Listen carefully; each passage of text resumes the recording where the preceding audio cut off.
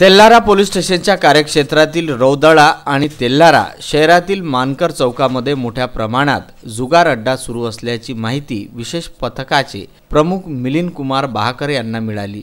या माहितीवरून त्यांनी पथकासह छापा टाकून जुगार अड्ड्यावरून सौंदाळा येथील 12 जुगारींना अटक केली।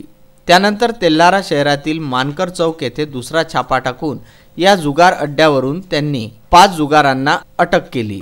एकूण या दोन्ही ठिकाणावरून तब्बल 19 जुगाऱ्यांना त्यांनी अटक केली असून त्यांच्याकडून 70,000 रुपयाचा मुद्देमाल जप्त करण्यात आला।